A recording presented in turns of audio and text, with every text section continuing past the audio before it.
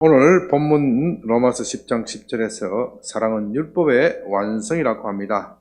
이 말씀은 너무도 중요하기 때문에 여러분이 반드시 외워두었으면 참 좋겠습니다. 사랑은 무엇이라고요? 율법의 완성. 얼마나 외우기도 쉽습니까? 사랑은 율법의 완성. 다시 사랑은 시작. 사랑은 율법의 완성. 아니 불교는 자비이고 유교는 인이고 기독교는 사랑의 종교라고 말합니다. 자비든 인이든 사랑이든 그 표현만 다를 뿐 그 본질은 같습니다. 인간 세상에서 가장 중요한 것은 사랑입니다. 그것을 부정할 사람이 어디 있겠습니까? 우리는 사랑이 없으면 한순간도 살아갈 수 없습니다. 따지고 보면 남의 것을 빼앗고 도둑질하는 것도 왜곡된 사랑의 표현일 뿐이죠. 왜 우리가 그런 죄를 짓습니까? 물론 범죄 그 자체를 스릴로 느끼고 즐기는 사람도 있지만 대개는 다들 가족을 위한다거나 가족의 생계를 위한다거나 나의 절실한 필요를 채우기 위한 것이죠. 그건 왜곡된 것이기는 하지만 그래도 사랑의 표현이다. 그렇게 말할 수 있습니다. 우리가 이 세상에서 정의를 추구하는 것도 따지고 보면 사랑을 위한 것입니다. 정의는 정의 자체가 목적이 아닙니다. 사랑을 보호하는 방패일 뿐입니다. 그러므로 사랑은 알맹이이고 정의는 그 알맹이를 감싸는 껍질입니다. 과일에 껍질이 없으면 그 내용물이 아무리 훌륭하더라도 보존될 수 없습니다. 그러나 알맹이가 없는 껍질은 우리를 실망하게 하고 아무 쓸데가 없습니다. 그렇기 때문에 사랑이 없는 정의는 냉혹한 것이어서 살 수가 없고 또 정의가 없는 사랑은 무질서하기 때문에 사랑 자체가 유지될 수가 없습니다. 그래서 사랑과 정의는 둘이 떨어질래야 떨어질 수도 없고 함께 가야 하는 겁니다. 지난주 말씀의 주제는 교회와 정부에 관한 것입니다. 사도는 국가 권력의 원천은 하나님이고 국가 권력자는 하나님의 사자이기 때문에 그들의 말에 복종하라고 하였습니다. 그들을 거스리는 것은 곧 하나님을 거스리는 것이 됩니다.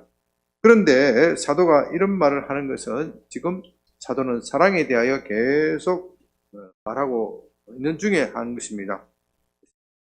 12장 14절부터 사랑에 대해서 지금 계속 말하고 있는데 갑자기 13장에 들어와서 1절부터 7절까지 화두를 바꾸어서 교회와 국가에 대한 이야기를 하고 있습니다.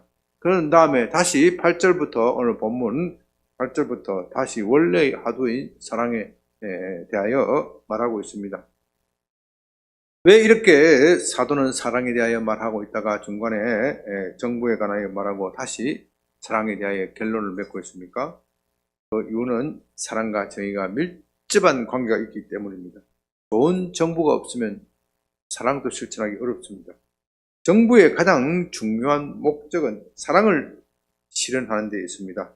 오늘날 우리는 복지국가를 이상적으로 정부의 가장 중요한 목적은 정의를 실현하는 데 있습니다. 정부는 정의를 실현하는 데 있습니다. 오늘날 우리는 복지국가를 이상적으로 생각하는데 복지국가가 이상이 아닙니다. 복지국가는 어려운 사람을 돌본다는 그런 장점이 있기는 하지만 거기에 또 만만치 않은 부작용과 문제점들이 많이 있습니다. 그렇기 때문에 복지국가를 하더라도 어느 정도를 복지를 시행해야지 여기에는 신중한 고려가 필요합니다. 그렇지 않고 마구 퍼대면은요 베네수엘라와 같은 나라가 될 수도 있습니다. 나라가 망해버릴 수도 있습니다. 아무튼 국가의 가장 중요한 목적은 정의를 실현하는 데 있습니다. 국가가 정의를 실현하지 않으면 국민도 사랑을 실현하기 어렵습니다. 옛말에도 살독에서 인심이 난다고 하였습니다. 내 주머니가 빈약하면 남을 돕기가 어렵습니다. 남을 도우려면 경제적인 힘이 있어야 합니다. 그런데 국가가 튼튼하지 못하면 국민의 경제 생활도 제대로 할 수 없습니다. 우리는 필리핀과 같은 취약한 나라가 마약이나 갱 조직에 의해서 국가의 기능이 제대로 발휘하지 못하고 그래서 나라의 치안이 제대로 유지되지 못하여 국민이 불안에 떠는 것을 자주 봅니다. 그렇게 나라의 치안이 불안하면은 국민은 경제 활동을 제대로 할 수 없기 때문에 그만큼 가난해지게 되어 있습니다. 그래서 못 사는 나라를 보면 되게 치안도 불안한 겁니다. 여러분이 그런 나라에 산다면 사랑의 계명을 제대로 실천할 수 있을까요? 물론 그런 나라에서도 정말 영웅적인 모범을 보이는 분들도 있지요. 예를 들면 인도 캘커타의 성자라고 불리는 테레사 수녀, 이런 훌륭한 분이 있습니다. 그러나 우리 가운데 대부분은 자기 가족들의 생계를 돌보기도 어려운데 남을 도울 것이라 기대하는 것은 참 무리이지요. 그래서 좋은 정부가 중요한 겁니다. 그런데 이 정부는 정부들의 논리가 있습니다. 강한 정부는 꼭 필요한 것이긴 하지만 강한 정부만 고집하게 되면 정부는 목적을 잃어버리기가 쉽습니다. 그렇게 되면 국가가 국민의 행복을 위하여 존재하는 것이 아니라 반대로 국민이 강한 정부를 위하여, 국가를 위하여 존재하는 결과가 되어버립니다. 그런 나라에서 국민은 국가의 노예가 되어 사랑을 실천한다, 개인의 행복을 이룬다는 것은 매우 어렵게 됩니다. 중국의 춘추전국 시대 법가 사상가 중에 대표적인 인물로 상앙이라는 분이 있습니다. 법가 사상은 법을 강력하게 집행을 하여 국가의 힘을 키워나가야 한다, 그렇게 주장하였지요. 요즘 말하면은 강력한 정부가 있어야 한다. 강력한 정부가 있어야 한다. 당신은 여러 나라, 전국시대 여러 나라가 패권을 다투고 있었고 그들 나라의 최종 목표는 부국 강병을 이루는 겁니다. 부국 강병, 나라가 강하고 부자가 되어야 다른 나라를 제패할 수 있다, 천하를 통일할 수 있다. 그래서 부국 강병이 그들의 목표였습니다. 진나라는 이 상황의 법과 정책을 받아들여 부국 강병을 이루었습니다. 그는 신분의 구별을 두지 않고 법을 강력하게 집행하였습니다. 그러나 그는 강력한 정부만 생각하고 국민의 행복을 생각하지 않았습니다. 결국 그 자신도 자신이 만든 법에 의하여 희생물이 되고 맙니다. 그는 한때 왕의 신임을 받아 승승장구하였지만 그 엄격한 법의 시행으로 많은 사람의 원한을 샀습니다. 왕이 바뀌자 후임왕은 그를 신뢰하지 않았고 그를 반역죄로 몰아세우게 되었습니다. 그래서 급히 도망을 가던 중에 어느 여간에 피신하려고 하였습니다. 여간 주인이 상왕에게 우리나라 재상 상왕이 만든 법에 의하면은 신분증이 없는 사람은 절대로 받아주면 안 된다. 신분증이 없는 사람을 받아주면은 나중에 그 사람이 범죄인으로 밝혀지면 공범자로 찍히기 때문에 절대로 받아줄 수 없다, 그렇게 투숙을 거부하였습니다. 그렇게 해서 그는 잘 곳이 없어 방황하다가 결국 체포되어 참형에 처해졌다 하는 것이 중국 보사에 나오는 이야기입니다. 그래서 이 사랑이 중요합니다. 정의가 아무리 중요하고 법이 아무리 지엄하다고 하더라도 사랑이 없으면 아무 소용이 없습니다. 아니, 그런 것들은 모두 사랑을 보호하기 위한 것일 뿐이고 사랑이 없으면 아무것도 아닙니다. 사도는 고린도전서 13장 2절 3절에서 내가 예언하는 능히 있어 모든 비밀과 모든 지식을 알고 또 산을 움직일 만한 믿음이 있을지라도 사랑이 없으면 아무것도 아니라 내가 내게 있는 모든 것으로 구제하고 내 몸을 불사르게 내어줄지라도 사랑이 없으면 내게 아무 유익이 없다, 그렇게 말하였습니다. 그렇다면 우리가 어떻게 하면 사랑을 실천할 수 있습니까? 사랑은 율법의 완성이란 말은 참으로 아름다운 표현이지만 내게 사랑을 실천할 능력이 없으면 그야말로 사도의 말대로 아무것도 아닌 것이 됩니다. 오히려 영혼의 영적 갈증만 더할 뿐입니다. 만일 그리스도께서 우리에게 사랑을 이행할 수 있는, 실천할 수 있는 방법까지 가르쳐 주시지 않았다면 그야말로 그런 말들은 입에 발린 소리에 불과합니다. 그렇게 되면 그리스도는 이 세상에 다른 선생들과 철학자들이나 선생들과 별로 다를 것이 없습니다. 그러나 우리 주님은 사랑이 중요하다고 말하실 뿐만 아니라 그것을 실행할 힘과 능력, 방법도 가르쳐 주십니다. 이 본문을 보면서 그것을 살펴봅니다. 본문 13장 6절입니다. 피차 사랑의 빛 외에는 아무개든지 아무 빛도 지지 말라. 남을 사랑하는 자는 율법을 다 이루었느니라. 사도는 우리에게 사랑의 계명을 실천하기 앞서 누구든지 아무에게도 빚을 지지 말라고 말합니다. 남으로부터 돈을 빌려고서도 갚지 않으면서 악덕 채무자들이 있죠. 그 돈으로 자선을 베푼다면 어떻게 되겠습니까? 그는 그것을 윗선이라고 부릅니다. 결국 그것은 자신의 이름을 내기 위한 것일 뿐인데 어떻게 선행이라고 말할 수 있습니까? 세상에 어떻게 그런 사람이 있을지, 그런 사람이 있느냐 그렇게 말할지 모르지만 의외로 그런 사람이 많습니다. 제가 소망기도 수당으로 근무할 때 어떤 분이 수용자를 돕겠다 하면서 옥수수를 100개를 가져왔어요. 아주 통통하고 실실한 강원도산. 얼마나 고맙습니까? 나중에 보니까 그분이 그런 선행을 많이 한다 그렇게 떠벌리고 자랑하면서 교인들한테 돈을 많이 빌리더라고요. 돈을 많이 빌리고 돈을 많이 떼먹었더라고요. 그 교도소를 늘 왔다 갔다 하시는 분인데 다 신분을 숙이고 그렇게 하다 보니까 나중에 어느 교도소장도 속아가지고 사기당했더라고요. 참 세상에 별일이 다 있어요. 의외로 그런 사람들이 많습니다. 우리는 멀리가 살펴볼 것이 아닙니다. 우리 자신을 돌아보아야 합니다. 남의 것을 도둑질하고 11조를 내면 주님이 기뻐하시겠습니까? 남의 것을 사기치고 그 돈으로 11조를 하면은 감사 헌금을 하면 우리 주님이 기뻐하시겠느냐 말입니다. 여러분, 도둑질 사기는 그렇다 하더라도 부동산 투기는 어떻습니까? 저는 정상적으로 부동산을 사고 파는 과정에서 이윤을 남기는 것을 말하는 것은 아닙니다. 그것은 얼마든지 있을 수 있지요.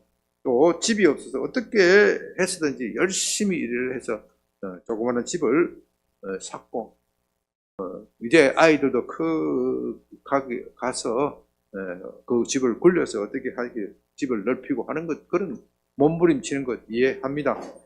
그러나 이미 큰 집도 마련하였고 먹고 살만한 것이 넉넉한데도 불구하고 여전히 부동산 투기에 몰두해서 돈을 벌겠다 하면 그건 남의 것을 도둑질하는 것이 되지요.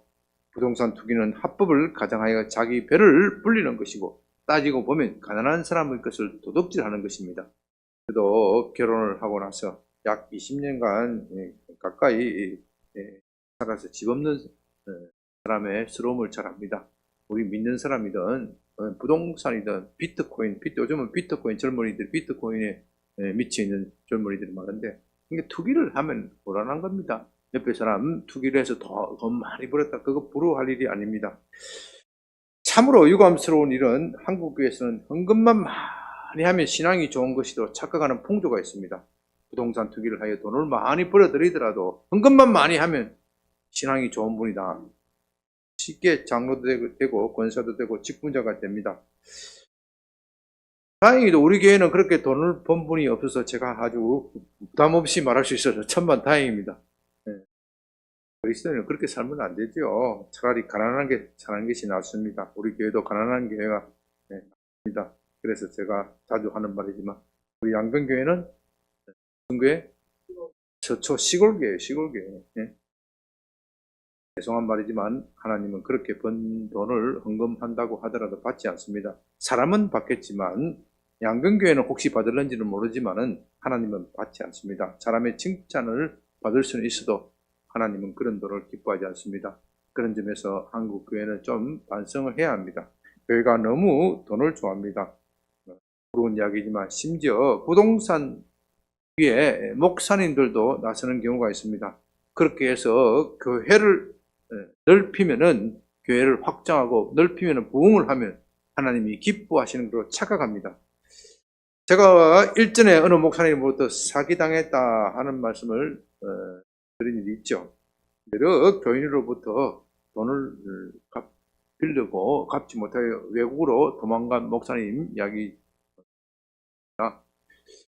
나중에 알고 보니 그 목사님도 흔히 말하는 대로 동기는 좋았다는 겁니다. 교회를 넓히기 위하여 부동산 투기를 하다가 그렇게 됐다는 겁니다. 교인들로부터 빌린 돈으로 제주도 땅을 샀습니다. 한때 제주도 땅을 사면은 돈을 많이 번 사람들의 이야기가 우리 주변에 있었습니다. 그 목사님도 생각하기를 믿지 않는 사람도 그렇게 투기해서 돈을 많이 벌었는데 자기는 믿는 사람 아닙니까? 믿고 기도하고 열심히 땅을 사두면 엄청나게 오를 것이다 착각한 것이죠. 그렇게 해서 그 돈으로 교회를 넓혀보겠다 그런 생각을 가진 겁니다. 그러나 자신이 예상한 대로 땅값은 오르지 않았습니다. 그런 사이 이자는 눈덩이처럼 불어났고 그 이자를 돌려막기 하다가 결국 견디다 못해 외국으로 도망간 것이죠. 그게 말이 투기이죠. 어떻게 목사가 부동산 투기를 해서 번 돈으로 교회를 확장할 생각을 합니까? 우리가 자칫하면 이런 함정에 빠지는 겁니다. 그건 하나님을 위한 것이 아닙니다. 오히려 하나님을 멸시하는 것입니다. 하나님께서 힘이 모자라기 때문에 내가 부동산 투기를 해서 하나님 도와드리겠습니다. 그런 말밖에 되지 않는 것이지요. 남에게 빚을 지지 않기 위해서 우리는 부지런해야 합니다. 우리가 게으르면 남에게 신세를 질 수밖에 없습니다. 신세를 지면 남에게 빚을 지는 것이 됩니다. 그렇게 남으로부터 신세를 지는 사람은 사랑의 계명을 실천할 수 없습니다. 오히려 남에게 폐를 끼치고 부담을 주기 때문에 악을 행하는 것이 됩니다.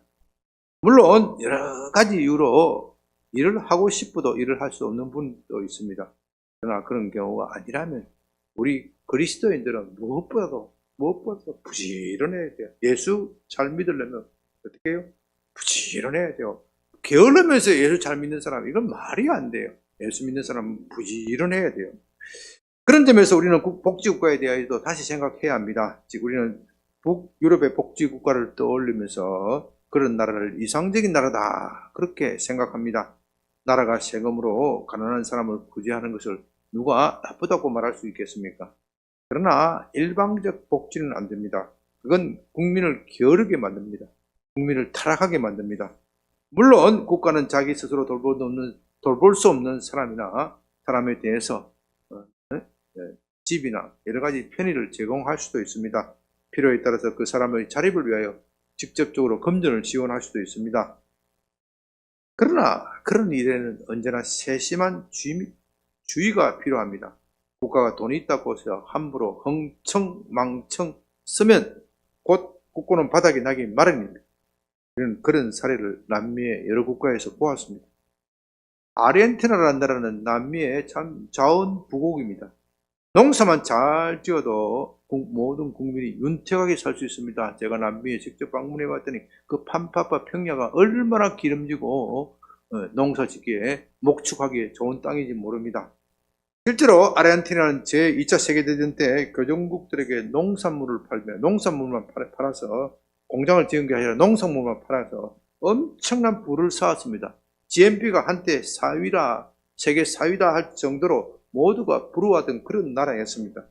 그런데 1950년대 페론이라는 정치가 나타나서 인기 영합주의를 펼쳤고 그것으로 인해서 나라가 완전히 거들나버렸습니다.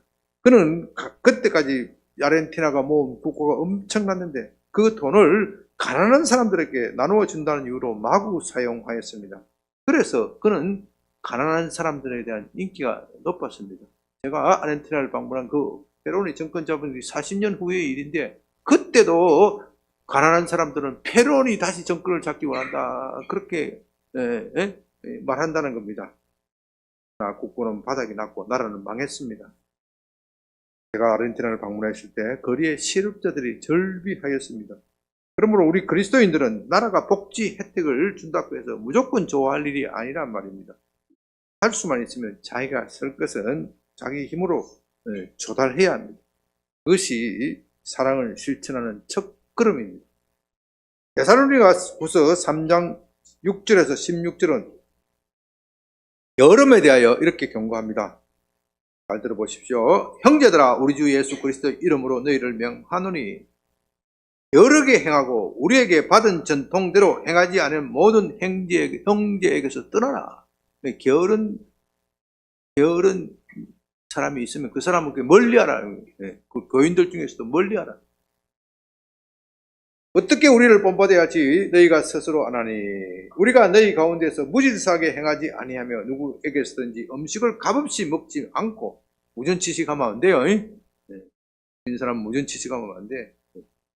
오직 수고하고 애써 주야로 일하면 너희 아무에게도 폐를 끼치지 아니하려 함이니.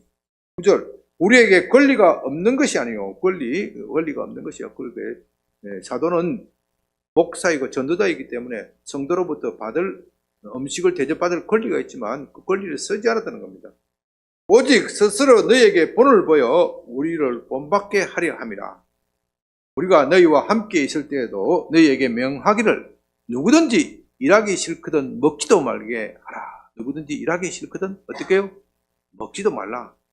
우리가 들은 적 너희 가운데 게으르게 행하여 도무지 일하지 아니하고 일을 만들기만 하는 자들이 있다 하니. 참 현대교회도 그런 게 아니라 옛날에도 이런 사람이 있어요. 일하기 싫은 사람이 차라리 가만히 있으면 좋은데 어떻게 한다고요? 일을 만드는 사람이 있어요. 이런 자들에게 우리가 명하고 우리 주 예수 그리스도 안에서 권하기를 조용히 일하여 자기 양식을 먹으라.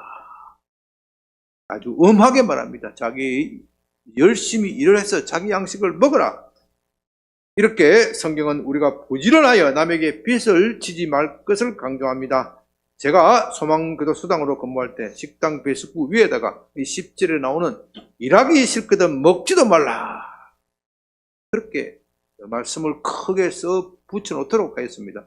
그랬더니 직원들부터 반발을 합니다. 수용자들이 위화감을 느끼고 인권 침해라 그렇게 말하면 소장님 어떻게 견딜랍니까?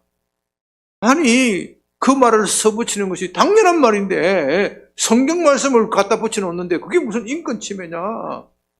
응? 세상이 정말 이상한 세상이 되어버렸어요. 그래서 오히려 직원들을 설득을 해서 써붙여놓도록 하였습니다. 그랬더니 처음 수용자들이 눈을 힐끔힐끔거리면서 우리 소당 해도 너무하네 하는 눈빛으로 보다 말은 못해. 말은 없기 때문에 말은 못 하더니 나중에 보니까 일하는 분위기가 정착되었고 수용자들도 열심히 일하다 보니까 잡생각나지 않고 아까 얘기했죠. 일하지 않는 사람 뭘 피운다고 일을 만들기만 한다고 해요. 잡생각 일하니까 일을 그것에서 일을 만들어요. 괜히 남에게 해코지를 하고 엉뚱한 사람 고소장이나 쓰고 앉아있어. 진정서나 쓰고 앉아있어. 진정서 이런 고소장 쓸 시간이 없어. 열심히 일하다 보니 이 마음도 깨끗해지고 밥도 맛있고 건강해지고 얼마나 좋습니까? 그랬더니 소망교도소가 이 의료비가 다른 교도소에 비해서 3분의 1밖에 안 들어요. 어떤 국회의원이 소망교도소에서 기독교 교도소가 인권 탄압하네. 의료비를 적게 썼다고 해서 인권 탄압을 하네. 조사를 하겠다 그래요. 조사해 보시라고요. 그랬더니 너무 관리를 잘해서 건강해서 의료비가 적게 나오는 걸 보고 이렇게 모범적인 교도소가 어디 있느냐. 그렇게 오히려 칭찬하는 우리 홍보가 된 그런 일도 있습니다. 우리 믿는 사람은 부지런해야 됩니다. 그것이 남을 사랑하는 첫걸음입니다. 게으름을 피우면서 남을 사랑한다. 그건 거짓이고 위선입니다. 그러나 사랑의 빛은 질 수 있습니다. 아니 사랑의 빛은 많이 지면 많이 질수록 좋습니다. 사랑의 빛을 진다는 것은 사랑을 받아들이는 것을 말합니다. 그런 의미에서 부부 사이에는 사랑의 빛을 많이 져야 합니다. 마찬가지로 부모와 자식 사이에서도 우리가 이웃 사이에서도 사랑의 빛을 서로 져야 합니다. 우리는 사랑을 서로 주고받아야 합니다. 사랑은 참 묘한 데가 있어서요. 이 사랑을 받아본 사람만이 사랑을 할 수 있습니다. 부모의 사랑을 받지 못한 사람은 그 마음에 거절의 상처가 있습니다. 특히 어릴 때 부모로부터 버림을 받았거나 학대를 받은 사람은 그 상처가 깊습니다. 아버지가 알코올 중독 때문에 매를 맞고 자란 아이는 마음 깊은 곳에 이 거절의 상처, 나는 사랑받지 못한다, 누구로부터 사랑받지 못한다, 이 거절의 상처가 깊이 남습니다. 그렇게 상처가 깊은 사람은 어른이 되어서도 부부 생활도 원만치 못하고 이웃과의 관계도 원만치 못합니다. 왜냐하면 사랑을 받지 못하였기 때문에 자기 자신도 사랑하기 어렵습니다. 아니, 상처를 받은 그대로 자기 자식에게 돌려주는 경우도 종종 봅니다. 고된 시어머니를 만나 고생한 며느리는 내가 며느리를 보면 다시는 그러지 않으지 하면서도 어떻게 해요? 다시는 그렇게 하고 있습니다.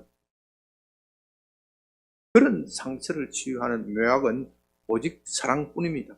오직 사랑만이 우리 속에 있는 정오의 상처를 씻어내어 버립니다. 그래서 우리는 서로 사랑해야 합니다. 사랑은 주고받아야 합니다. 그러나 인간의 사랑만으로는 부족합니다. 부부의 사랑, 부모와 자식의 사랑, 이런 가족 관계에서도 서로 사랑을 주고받아야 하지만 무엇보다도 하나님의 사랑을 받아야 합니다. 우리가 하나님의 사랑을 받아들여야 합니다. 왜냐하면 인간의 사랑에는 한계가 있기 때문입니다. 부부가 아무리 사랑하고 부모와 자식이 아무리 사랑하더라도 그것은 영원할 수 없습니다. 우리 모두는 인간의 한계를 벗어나지 못합니다. 그래서 이런 모든 것들은 한계가 있기 때문에 곧 우리를 좌절하게 하고 실망하게 만듭니다. 그러나 하나님의 사랑은 끝이 없습니다. 요한일서 4장 7절에서 11절은 이렇게 말합니다. 들어보십시오. 사랑하는 자들아, 우리가 서로 사랑하자. 사랑은 하나님께 속한 것이니 사랑하는 자마다 하나님으로부터 나서 하나님을 알고 사랑하지 않는 자는 하나님을 알지 못하느니 이는 하나님은 사랑이십니다. 9절, 하나님의 사랑이 우리에게 이렇게 나타난 바 되었으니 하나님이 자기의 독생자를 세상에 보내심은 그로 말미암아 우리를 살리려 하십니다.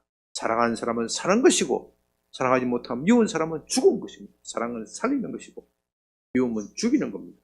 10절, 사랑은 여기 있으니 우리가 하나님을 사랑한 것이 아니요 하나님이 우리를 사랑하사 우리 죄를 속하기 위하여 화목제물로 그 아들을 보내셨습니다. 사랑하는 자들아, 하나님이 같이 우리를 사랑하셨듯 우리도 서로 사랑하는 것이 마땅하도다. 이 얼마나 아름다운 말씀입니까? 하나님은 사랑이십니다.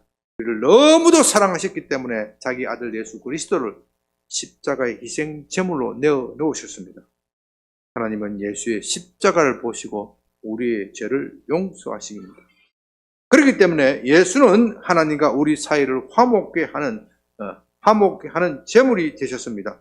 그런 점에서 우리는 하나님께 엄청난 사랑의 빚을 졌습니다. 우리가 그것을 안다면 우리는 이웃을 사랑할 수 있고 심지어 원수도 사랑할 수 있습니다. 나에게 가장 깊은 상처를 준 사람도 용서할 수 있습니다. 하나님의 사랑을 받은 사람만이 하나님을 사랑할 수 있고 더 나아가 이웃을 사랑할 수 있습니다. 그러므로 우리는 하나님께 큰 사랑의 빚을 졌는데 이 사랑의 빚은 더 져야 돼요, 말아야 돼요? 더 져야 돼, 더 져야 돼. 하나님의 사랑을 더 받아들여야 돼. 네? 하나님의 사랑을 더 받아들여야 돼. 더 원합니다. 더 원합니다. 더 받아들일 때 우리 안에 있는 죄를 치유하고 미움도 치유하고 원수도 사랑할 수 있는 능력을 가지게 되는 겁니다.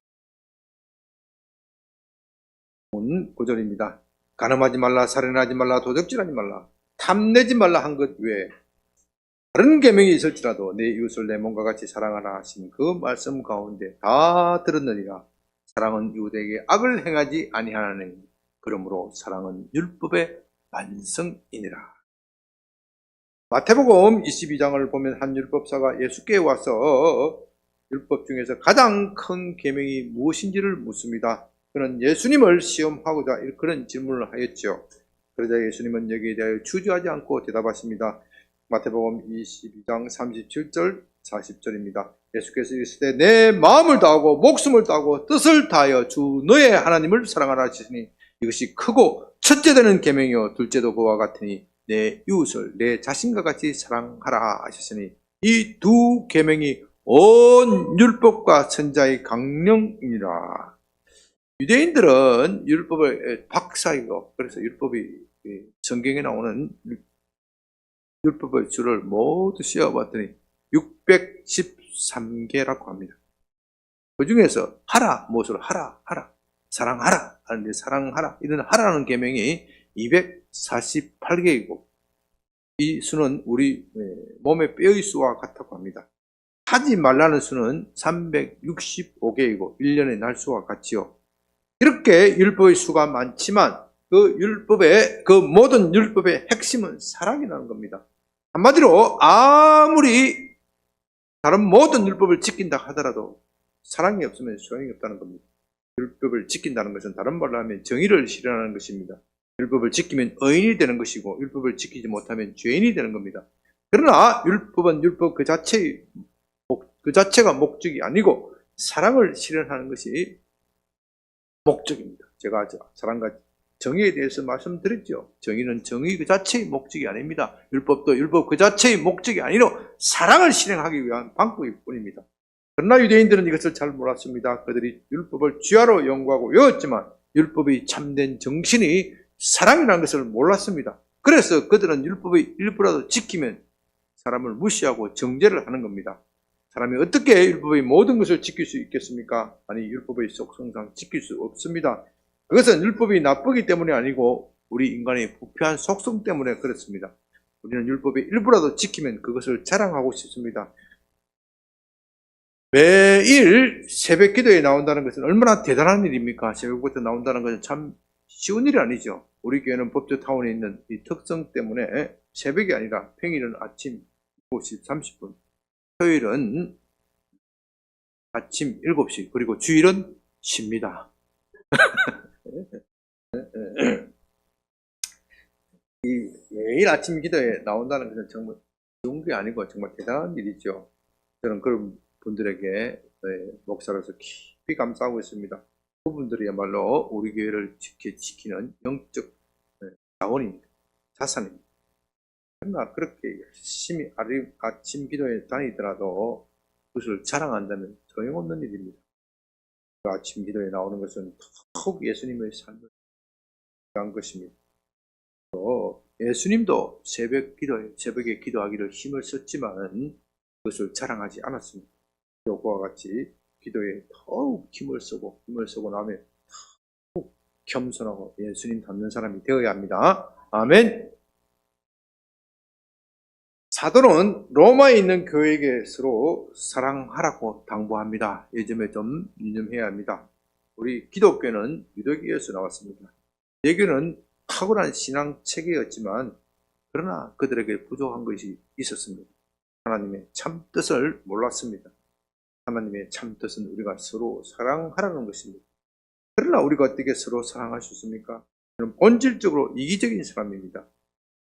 더욱이 여러분은 로마가 어떤 도시인지 역사의 기록을 보아서 영화를 보아서 잘 압니다. 로마는 당시 로마 제국의 수도입니다. 모든 정치, 경제, 문화의 중심입니다. 그곳에는 권력이 있고 돈이 흘러넘칩니다. 문화가 있고 엔터테인먼트가 있습니다. 심지어 요즘 정치가들 입에 발리는 복지도 로마가 엄청나게 잘 돼 있었어요. 로마는 가난한 사람들에게 빵을 무상으로 나누어 주는 그런, 여기 보면 복지도 최고 선진국이에요.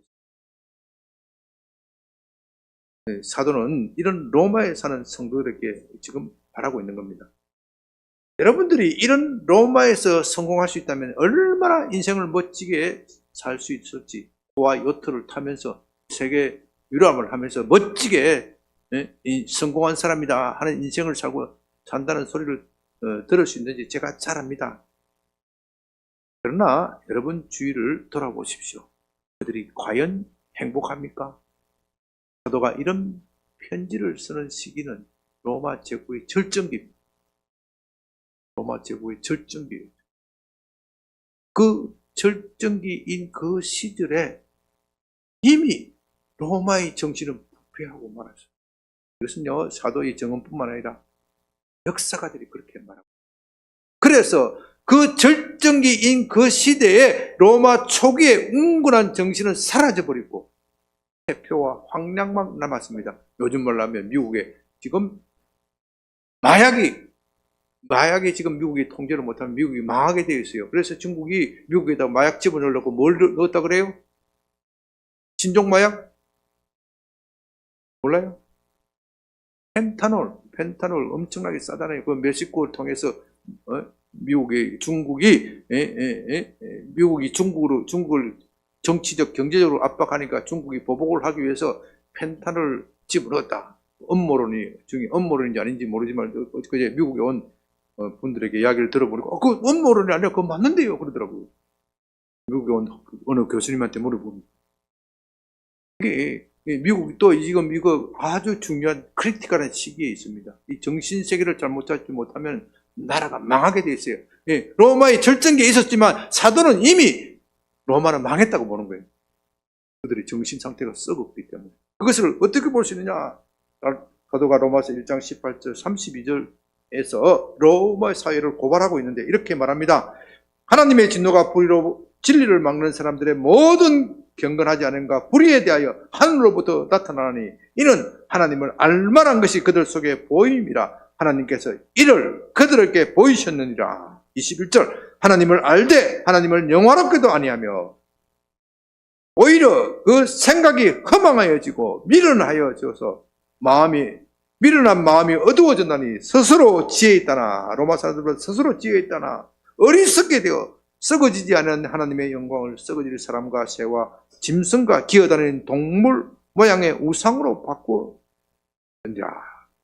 26절 이 때문에 하나님께서 그들을 부끄러운 욕심에 내버려 두셨으니 곧 그들의 여자들도 순리대로 쓸 것을 바꾸어 영리로 쓰며 그들이 그와 같이 남자들도 순리대로 여자 서기를 버리고 서로 향하여 음욕이 부릴 듯하며 남자와 더불어 부끄러운 일을 행하여 그들의 그릇 때문에 상당한 보응을 그들 자신이 받았느니라. 뭐 말하는 거예요? 동성애 하면은 무슨 병이 말돼요? 에이즈. 아마 그 당시에도 이런 역병들이 이 동성애자들 사이에 많이 있었던 것 같아. 그들이 이미 보응을 받았다고 했어요. 보응을 받았어도 회개 않고 그대로 그 짓을 한다 이 말이에요. 28절 또한 그들이 마음에 하나님을 두기를 싫어하며 하나님께서 그들을 그 상실한 마음대로 내버려 두사. 상실한 마음이 상실하면요 마음이 공허하고 허전하고 인생의 삶과 의미가 없어진다. 그렇기 때문에 이 의미와 삶을 채우기 위해서는 더욱더 짜릿한 자극으로 나를 채워야 된다. 그게 마약이야, 마약. 합당하지 못한 일을 하게 하시니 모든 불의, 추악, 탐욕, 악의가 가득한 자요, 시기, 살인, 분쟁, 사기, 악독이 가득한 자요, 수군수군하는 자요, 비방하는 자요, 하나님께서 미워하는 자요, 능욕하는 자요, 교만하는 자요, 자랑하는 자요, 악을 도모하는 자요, 부모를 거역하는 자요, 우매하는 자요, 배약하는 자요, 무정한 자요, 무자비한 자라. 그들이 이 같은 일을 행하는 자는 사형에 해당한다는 하나님의 정하심을 알고서도 자기들만 행할 뿐만 아니라 또한 그런 일을 행하는 자들을 옳다 하느니라. 여러분, 로마 초기에 로마 사회가 이렇게 되었다면 어떻게 로마 제국을 건설할 수 있었겠어요? 로마 체계를 매우 건전하게 출발을 했는데, 그래서 엄청난 제국으로 만들었는데 이미 그들의 절정기에 정신 상태는 썩어버렸다. 로마가 망하는 것은 시간 문제다. 지금 사도가 그 이야기를 하고 로마서 1장에서 그 이야기를 하고, 그러면 로마 교회는 어떻게 살아야 하느냐? 그걸 지금 말하고 있는 겁니다. 사도는 그런 부패한 도시에 참된 사랑의 공동체를 만들라고 말합니다. 그 공동체는 예수의 사랑을 본받아 서로 섬기고 사랑하는 공동체입니다. 그리고 이 로마 교회는요, 사도의 이런 가르침에 충실하여 정말로 뜨거운 사랑의 공동체를 만들었습니다. 우리는 로마 교회가 어떻게 로마라는 거대한 제국을 이겼는지 잘 알고 있습니다. 그들은 이 사랑의 공동체로 로마를 이겼습니다. 힘도 없고 권력도 없고 경제력도 없는 그들이 어떻게 로마를 이길 수 있겠습니까? 이게 사랑의 힘이라는 겁니다. 이 세상은 향락에 젖어 살아가고 있지만 남은 것은 허무였습니다. 그러나 로마의 그리스도인들은 그렇게 하지 않았습니다. 비록 가난하고 멸시를 받았지만, 신분이 천하여 멸시를 받았지만 그들의 얼굴에는 소망이 넘쳤습니다. 서로 가난한 가운데서도 도와 살면서 사랑을 실천하였습니다. 로마 제국이 기독교에 굴복한 것이 바로 여기에 있습니다. 그들은 사랑으로 로마를 점령하였습니다. 그렇다면 오늘 우리는 어떻습니까? 우리가 사는 서울은 어떤 곳입니까? 저는 오늘날 대한민국의 수도 서울이 로마서에 나오는 로마와 비슷한 상황에 있다, 그렇게 생각합니다. 오늘날 대한민국 서울은 세계 어디를 내놓아 봐도 손색이 없는 최고의 도시입니다. 조그마한 도시 빼놓고요, 서울만한 규모를 따지면 정말 베스트 중에 베스트입니다. 제가 이런 정도의 규모에 있는 도시는 거의 다 가봤지만 서울처럼 좋은 데가 없습니다. 제가 하는 말이 아니고 외국인들도 다 이구동성으로 그렇게 말합니다. 도시는 깨끗하고 사람들은 예의 바르고 친절합니다. 정치, 경제, 문화, 예술, 엔터테인먼트, 그 어느 것 하나도 빠지는 것이 없습니다. 서울 지하철에 가방을 두고 간다고 해도 아무도 손대지 않습니다. 조금 1시간, 2시간 있으면 그 자리에 그대로 있습니다. 그래서 외국인들도 깜짝 놀라는 것이죠. 그러나 이런 서울에서 살고 있는 우리는 정말로 행복합니까? 우리는 정말로 사랑하면서 살고 있습니까? 우리는 성공했다는 말은 들었지만 행복을 잃어버렸습니다. 그래서 지금 대한민국도 로마와 같이 겉으로 보면 화려하고 찬란하고 질서정연한 것 같지만 속으로는 활력을 잃어가고 있습니다. 그 이유는 우리가 하나님의 사랑을 거부하였기 때문입니다. 우리가 하나님으로부터 사랑의 빛을 지지 않으려고 거부하였기 때문입니다. 사랑은 율법의 완성입니다. 그러나 그 사랑은 하나님의 사랑에서 출발합니다. 우리가 하나님의 사랑을 받지 못하면 어떻게 이웃을 사랑할 수 있습니까? 하나님의 뜻은 우리가 하나님의 사랑을 받아들이고, 다시 말해서 하나님께 사랑의 빛을 지고 그 사랑에 힘입어 이웃을 사랑하는 겁니다. 우리 양병교가 서초동 법조타운에서 하나님 말씀대로 이 사랑의 공동체가 된다면 로마 교회처럼 이 서초동을 사랑으로 점령할 것입니다. 우리 교회는 보잘것없는 교회이지만 성도 모두 사도의 가르침에 따라 서로 사랑하는 그런 아름다운 공동체가 되기를 바랍니다. 기도합니다. 아버지 하나님 감사합니다. 이 시대 대한민국의 역사상 가장 찬란한 문명을 이루고 가장 살기 좋은 이 시대를 이루었지만 사람들은 마음은 공허해지고 삶의 의미를 잃어가고 있습니다. 모두 우리가 하나님의 사랑을 거절하였기 때문에 하나님의 사랑을 받아들이고 하나님의 사랑의 빚진 자가 되어 이제 그 빚짐을 그에게 갚아주는 놀라운 사랑의 사람이 되게 하는 것이옵니다. 영교회가 그런 사랑의 교회가 되게 주시옵소서. 이름으로 기도드립니다. 아멘.